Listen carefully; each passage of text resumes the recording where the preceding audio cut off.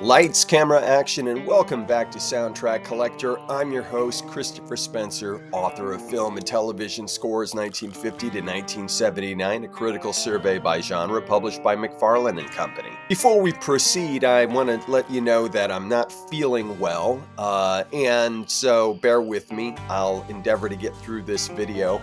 Also, my background, completely different. I know this is my usual background for speculative reader, but my apartment is in disarray right now as I prepare to move house.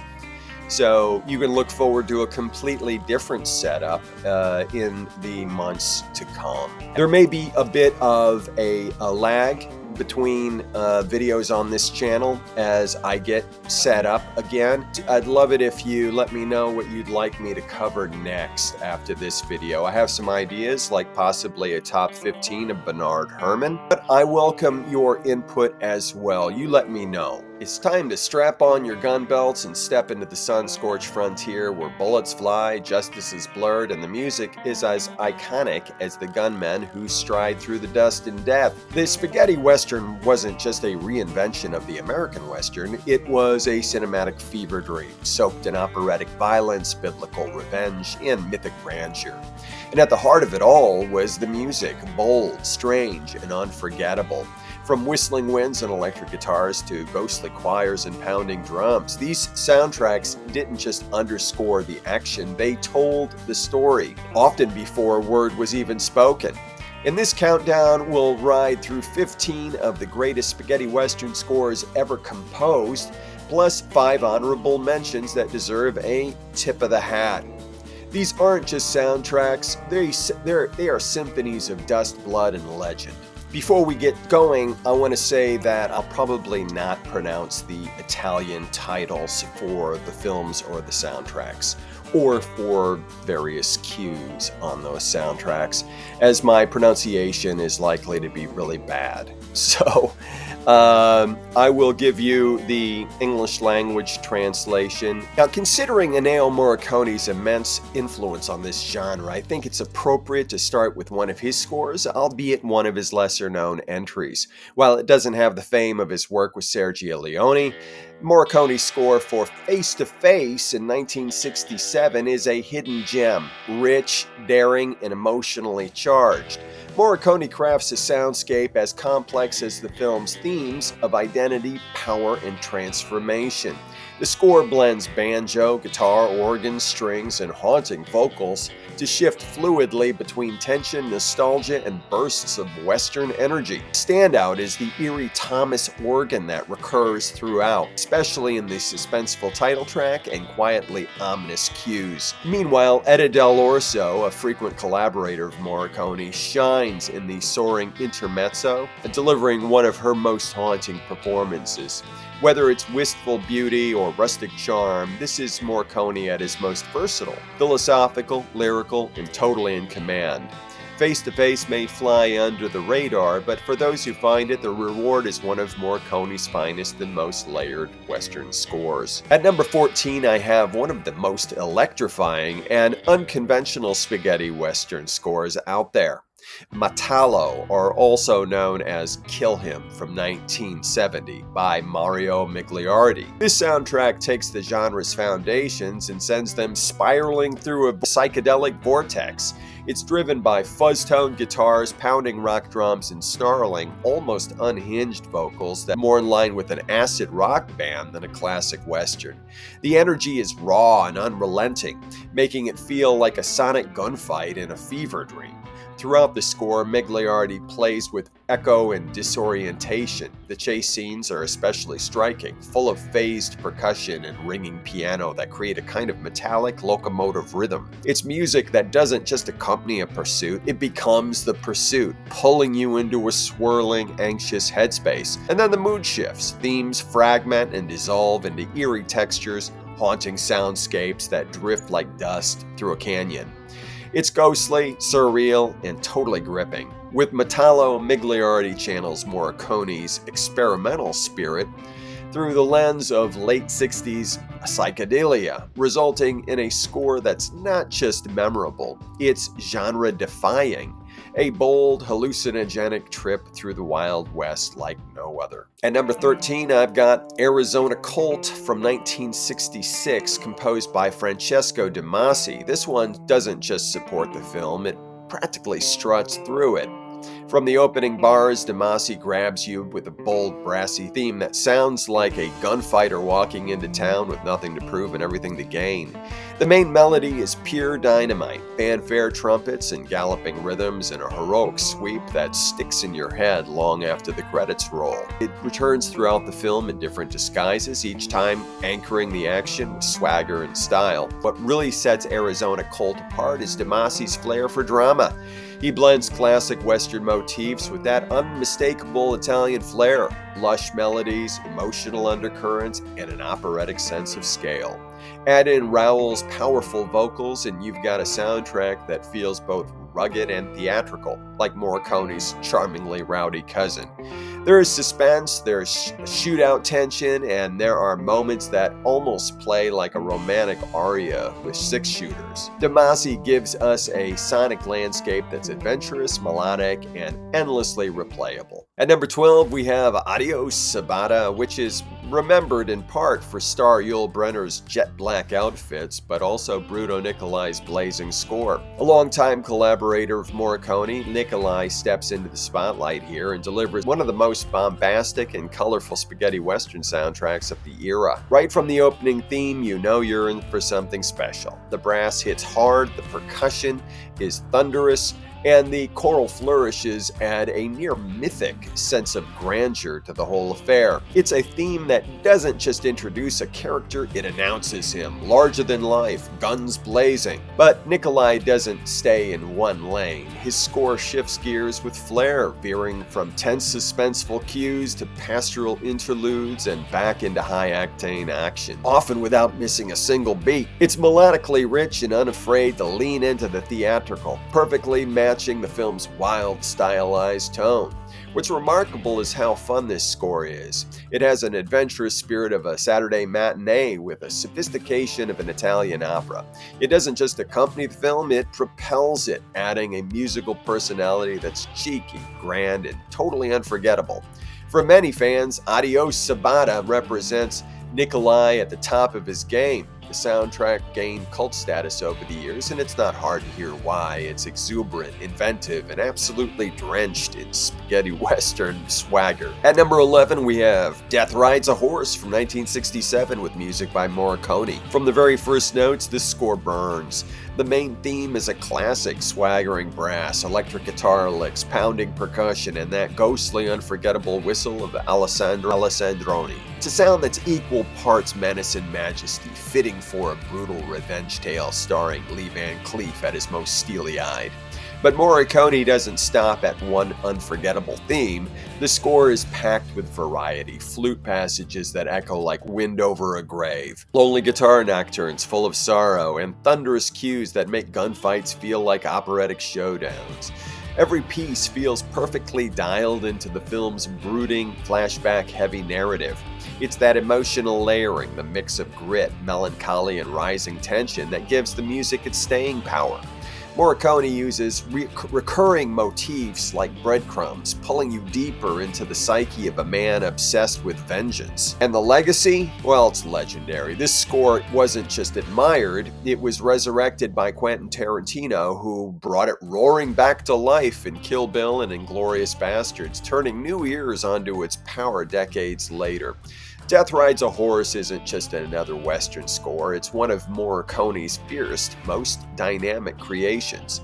A soundtrack that rides hard, aims true, and still echoes across the desert of film history. At number 10, we have Run Man Run, credited to Bruno Nicolai. Now, some debate has always hovered around this one. Over the years, even director Sergio Sollima hinted that Morricone may have had a hand in the music. And that's easy to understand because Run Man Run is actually the sequel to the Big Gundown, which was scored by Morricone. But the weight of the evidence and the unmistakable stylistic fingerprints point to Nicolai as the true composer. This score is a burst of energy. The title track alone, Run Man Run, is a rollicking, foot-stomping anthem packed with galloping rhythm, choral vocals, and a tune so catchy it practically shouts the film's title. It recurs throughout the movie like a rallying cry, tying the whole experience together with a singular driving pulse. But what really sets this one apart is its vibrant Mexican flair. The music leans heavily into folk traditions with bold trumpets, strum guitars, and festive arrangements that reflect the wild, freewheeling journey of Cuchillo, the film's slippery, charming hero. It's a spaghetti western with a mariachi soul. Nicolai keeps the structure simple. This isn't about layered complexity, but momentum. He builds tension and excitement throughout through bold repetition, inventive shifts in orchestration, and that signature blend of whistles, percussion, and choral drama that he wielded so well. While it may not have the dark sophistication of Nicolai or Morricone's most brooding works, Run Man Run trades in joy, swagger, and sheer musical charisma. At number 9, I have Louis Bacalov's score for A Bullet for the General, 1967. One of the most emotionally charged and politically resonant soundtracks of the spaghetti western canon. Set against the backdrop of the Mexican Revolution, the music fuses traditional folk elements, guitar, charango, rhythmic percussion, with sweeping orchestral arrangements that elevate the film's blend of violence, ideology, and human drama. The standout theme, Ya Me Voy, pardon my pronunciation, is both mournful and defiant, setting the tone for a story where loyalty and betrayal go hand in hand. Bacalov uses music not just to underscore the action, but to give weight to the film's revolutionary spirit. Various cues mirror the dusty landscapes and moral complexity of the characters, while moments of reflection are scored with haunting lyricism and melancholy strings. It's a score that feels alive, as volatile and impassioned as the film itself. Bold, melodic, and politically aware, Bacalov's work on A Bullet for the General stands among the very best the genre has to offer. At number 8, I've got one of Morricone's most brooding and intense Western scores, The Hellbenders from '67. This isn't your typical spaghetti shoot-'em-up. Directed by Sergio Carbucci and starring a grim-faced Joseph Cotten, The Hellbenders is a film steeped in fanaticism, moral decay, and slow-burn tragedy. And Morricone's score reflects that with chilling precision. The main theme sets the tone immediately, bold, solemn, and relentless. There is no playful twang or cowboy swagger here, just pounding percussion, mournful strings, and brass that feels like a funeral procession rolling through the desert. It's a theme soaked in doom, shadowing the film's obsessive characters like a curse they can't outrun. Throughout the score, Morricone stretches his atmospheric muscles. You'll hear eerie choral passages, courtesy of Alessandroni's chorus, that drift like ghost voices. Guitar lines echo in emptiness. Percussion hits with the force of war drums.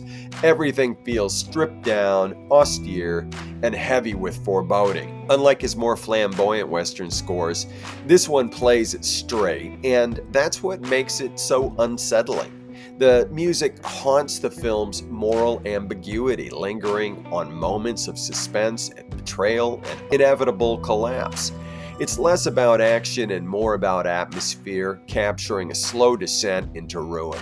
The Hellbenders may not be Morricone's flashiest work, but it's one of his most emotionally layered.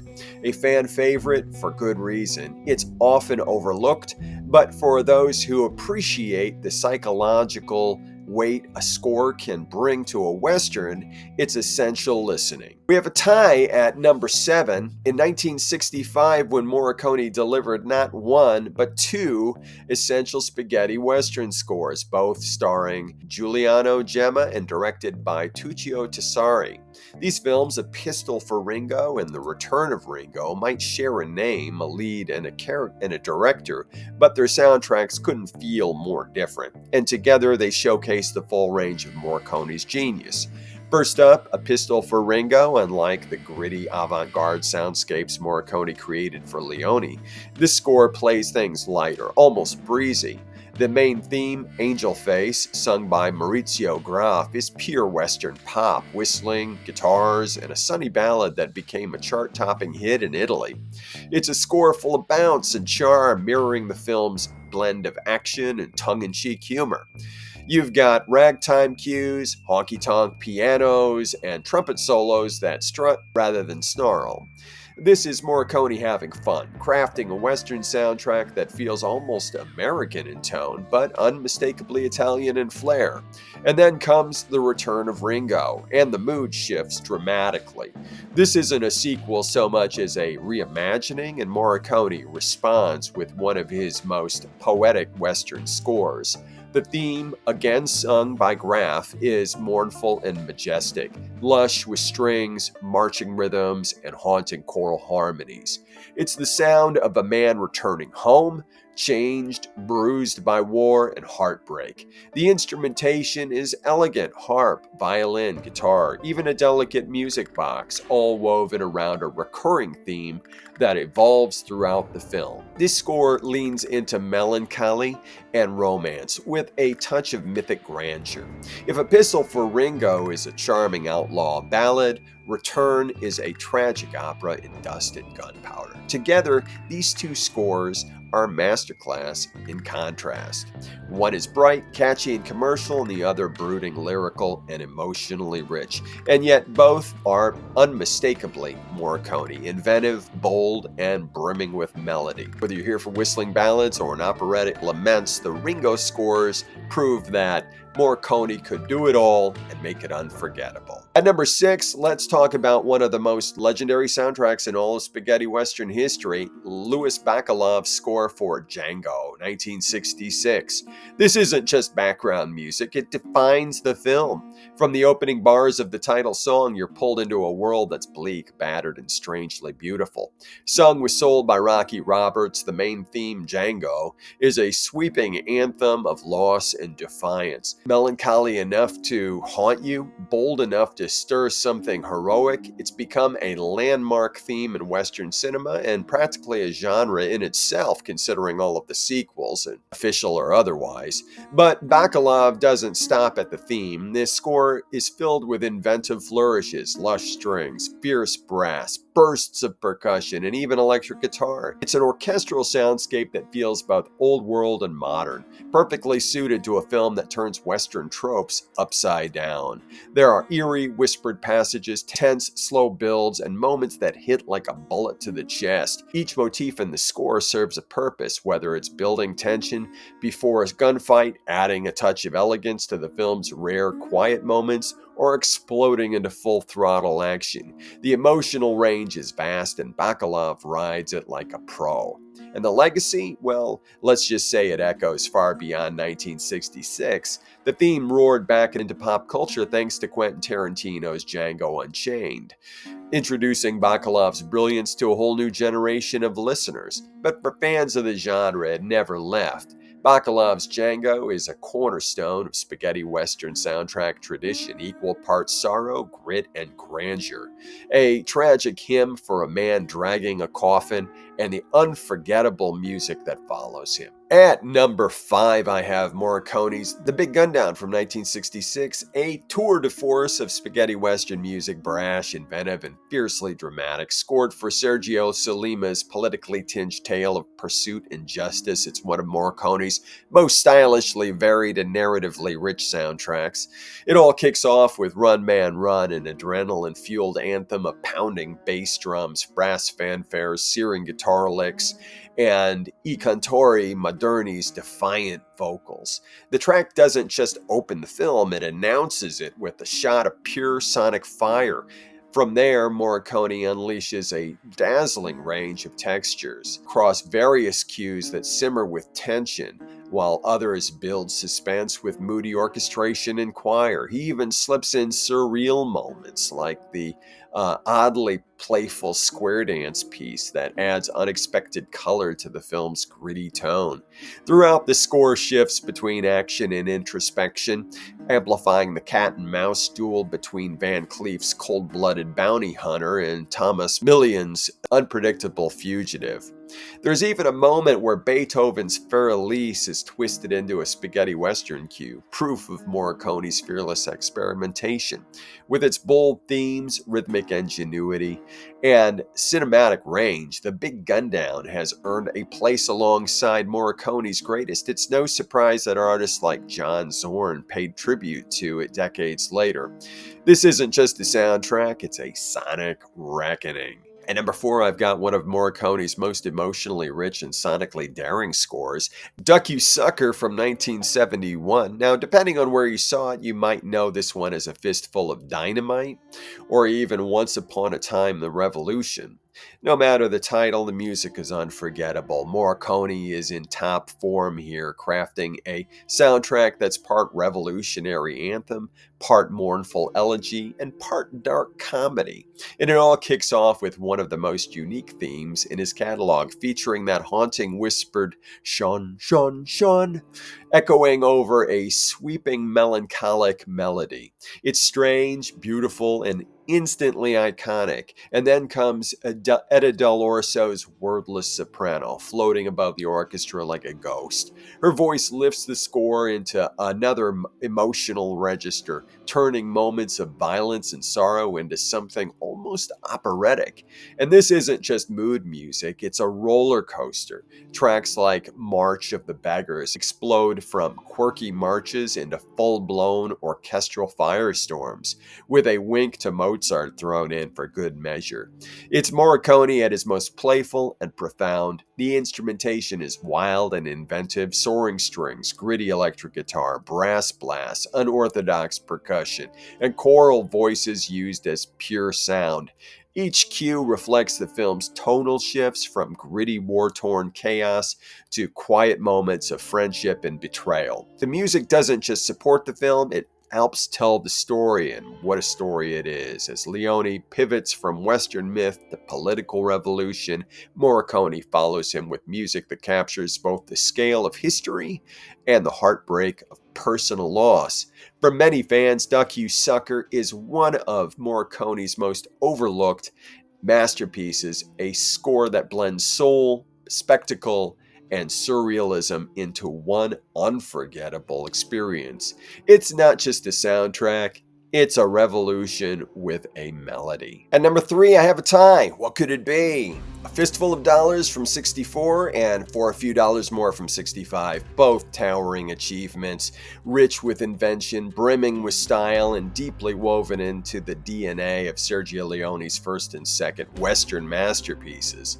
A Fistful of Dollars gets the nod for really establishing the spaghetti western sound. Not only was it the first film in Leone's Man with No Name trilogy, it was the moment that the sound of the western changed forever, and that sound was Morricone. Before this, western scores were sweeping, orchestral, and grand. Then Morricone brought whistles, whip cracks, bells, twangy electric guitars, even the clanging of an anvil. Add in a male choir and a few haunting harmonica lines, and you've got something entirely new, something raw, stylized, and electric. The main theme opens with that iconic whistle, lonely, defiant, almost mocking, before building layer by layer into a storm of percussion, slapstick, and voice. By the time the chant "We Can Fight" kicks in, Clint Eastwood's nameless antihero has already walked straight into legend. But Morricone wasn't just adding cool textures. His score tells the story. Leone famously edited entire scenes around the music, not the other way around. So when the tension builds in the film's final duel, it's the score, those trumpet blasts and surging choir that delivers the knockout punch. Even quieter cues, like Almost Dead and Without Pity, stretch suspense like a tightrope, while tracks like The Chase and Square Dance remind us that Morricone could switch gears without breaking stride.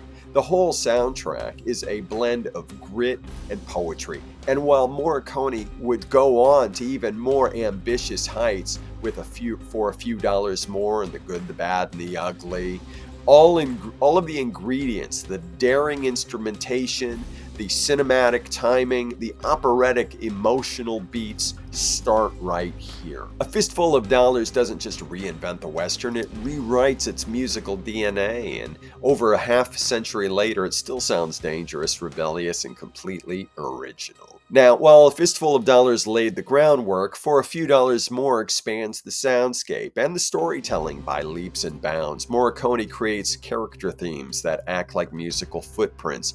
Each major figure has a signature sound, giving the film an operatic structure that elevates every duel, every stare down, every turn of the plot. But the real centerpiece, the pocket watch melody, that delicate chime becomes a heartbeat for the film. Sometimes eerie, sometimes tender, sometimes terrifying. It marks time both literally and emotionally. In the final showdown between Colonel Mortimer and Ellen Dio, it transforms from a simple lullaby into a ticking bomb of suspense. It's music as narrative, music as destiny. Morricone's instrumentation is as bold as the film itself. He mixes shrill whistles, pounding timpani, electric guitar growls, echoing bells, jaw harp twangs, and the occasional honky-tonk piano. It's a sonic cocktail that shouldn't work, but perfectly does. This is the sound of the Wild West reimagined through a European fever dream. What's even more remarkable is how Morricone blurs the line between what's in the world of the film and what's not. The pocket watch tune, sometimes it's part of the action, sometimes it's part of the score. Either way, it always hits. There are tracks that have become legendary here, musical set pieces that shape how the film feels. The music doesn't just accompany the story, it writes it. Leone knew this, often shooting scenes, like I said, around Morricone's pre-written music instead of scoring after the fact. That collaboration really was a game changer. For a Few Dollars More is more than a great Western score. It's a blueprint for how music can tell a story. More than half a century later, it still sounds like revolution. At number 2, I have what many consider Morricone's magnum opus, the score for Once Upon a Time in the West. This isn't just a soundtrack, it's a symphony of the frontier, composed before the cameras even rolled.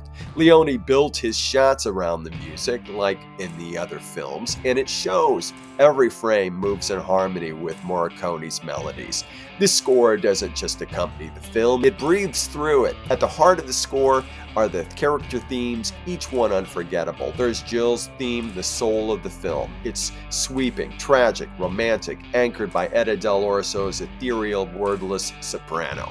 Her voice floats like dust in the desert wind, capturing Jill's vulnerability, resilience, and the dream of new world. When she first steps onto the platform and the camera soars above the town, the music rises with it, and the cinema hits one of its purest moments of beauty. Then there's harmonica's theme, haunting, sharp, and sorrowful. That piercing harmonica motif follows Charles Bronson's silent avenger like a ghost, hinting at a buried trauma that won't be revealed until the final frames. It's always chilling. Frank's theme for Henry Fonda's cold-blooded villain is darker, twinned with harmonica's melody, but more brutal, more sinister, a reflection of the past they share and the reckoning to come. Cheyenne, played by Jason Robards, brings warmth and swagger. His theme is folksy and earthy, banjo, woodblock, a bit of whistle. It's comic and wistful, the sound of a dying breed with a crooked smile. Even the railroad baron, Mr. Morton, gets a theme, dreamy, dissonant, laced with watery textures that evoke the Pacific he'll never see. It's a melody filled with longing and rot. The orchestration, lush and bold. Harpsichord, cello, vibraphone, chimes, electric guitar. Morricone paints with a palette no one else dared to use. The score is epic, intimate, mournful, and mythic all at once. Tracks like Man with a Harmonica, Farewell to Cheyenne, and As a Judgment, and of course Once Upon a Time in the West, stand among the greatest ever composed. This music sells the West not as history, but as legend. It's no surprise that the score has been reissued many times, expanded, celebrated, and studied for decades. It's sold millions of copies. It's inspired generations of composers. It's still performed live in concert halls, and it's never lost its power. Before we get to number one, which I'm sure you've already guessed what that is, here are a few honorable mentions. Louis Bacalov's score for Sugar Cult from 1966 is a lively, genre-bending ride, balancing playful charm with moments of solemn beauty. True to the film's blend of action and comedy, the music jumps between jaunty saloon tunes, catchy vocal themes, and dramatic orchestral passages. The title track, Sugar Cult, is pure ear candy. Another honorable mention is The Crazy Bunch by Alessandro Alessandroni from 1974.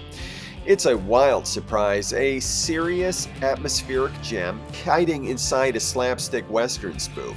While the film leans into goofy comedy, Alessandroni's music does the opposite. The score is haunting and restrained, built on sparse textures, ghostly guitar, jazzy grooves, and psychedelic lounge flourishes. Gianni Ferrio's score for Death Sentence from 1968, a spaghetti western oddity, but in the best way. Instead of the usual Morricone-inspired sweep, Ferrio leans into jazzy lounge vibes, complete with smoky organ, noir-style brass, and slinky rhythms. It feels more like a gritty urban thriller than a frontier shootout, and that's kind of the point. It's experimental, atmospheric, and totally unique, a cult favorite among collectors and a standout for fans of genre-bending Western scores. Another honorable mention is Francesco De Masi's score for Johnny Hamlet. It's one of the most atmospheric and imaginative spaghetti western soundtracks, fitting for a film that reimagines Hamlet on the American frontier. The music is eclectic and bold, blending angelic choirs, lush strings, strange percussion, even kitchen utensils to mirror the film's surreal tone. Inventive, emotional, and really unlike anything else in the genre, Johnny Hamlet remains a cult favorite and a brilliant showcase of De Masi's range. Since we're leaning into some lesser-known cult favorites and obscure figures in the genre for the honorable mentions, let me mention No Room to Die by Vasco Vasil Kojacharov and Elcio Mancuso from 1969. It's a dark, moody entry in the spaghetti western canon, anchored by a dramatic harmonica-laced theme that captures the film's grim tale of bounty hunters and frontier justice. The music blends guitar, strings, and harmonica, shifting between tense standoff cues and softer romantic variations of the main theme. It's atmospheric and effective. It's, if not as flashy or as iconic as Morricone's work, but it fits the film's bleak tone perfectly. And one more honorable mention, Django Prepare a Coffin by the Reverberi Brothers is another cult classic. Built on twangy guitars, dramatic brass, and tight percussion, the music nails the tension and vengeance at the heart of the film. The standout track, Last Man Standing, isn't just iconic in the Western world, it was sampled for Gnarls Barkley's Crazy, giving this score a second life in pop culture. The opening song, You'd Better Smile, is a melodic gem, and the rest of the soundtrack shifts between suspense, action, and introspective cues with a slight psychedelic flair. It's one of the most memorable Django spin-off scores, cool, inventive, and still resonating decades later. And now we come to number one. Of course, you know what it is already. The score that didn't just define the spaghetti western, but transcended it. Morricone's music for The Good, the Bad, and the Ugly, 1966, isn't just iconic, it's elemental. This is film music etched into the collective imagination. Even if you've never seen the movie, you know the sound. The eerie two-note coyote cry, an ocarina echoing across the desert, a human voice, a whistle, a twang of the guitar. It's the sound of myth being born. Each character gets a signature sound, flute for Blondie, ocarina for Angel Eyes, and voice for Tuco. It's storytelling through sonic code, tracking personalities, shifting loyalties, and psychological terrain with music alone. But the standout moments, they're legendary. First, there's the ecstasy of gold. Tuco's desperate sprint through a sun-blasted cemetery driven by obsession, scored with soaring vocals from Etta Del Orso and a slow-building wave of strings and brass. It's operatic, it's emotional, it's cinematic euphoria. No wonder Metallica uses it to open their concerts every night. And then there's the trio, the final standoff music, a swirling, patient build from whisper to explosion as three gunslingers face off in a circle of dust. It's more than a cue, it's choreography and sound, stretching time, tension, and anticipation until the air itself could snap. Morricone's instrumentation here is unlike anything else. Gunshots, bells, electric guitar, whip cracks, chimes, trumpet calls, male choirs, an avant-garde arsenal wrapped in dust and gunpowder. And just like with the rest of the trilogy, director Sergio Leone cut entire sequences to Morricone's pre-recorded music. The result, a perfect marriage of sound and image. The score doesn't accompany the film, it possesses it. This soundtrack didn't win an Oscar, it didn't need to. It won immortality. Covered, sampled, imitated. It's in video games, trailers, rock albums, and Tarantino's DNA. It changed what film music could be. The good, the bad, and the ugly isn't just a Western score, it's the Western score. A wild, operatic, unforgettable symphony of the frontier.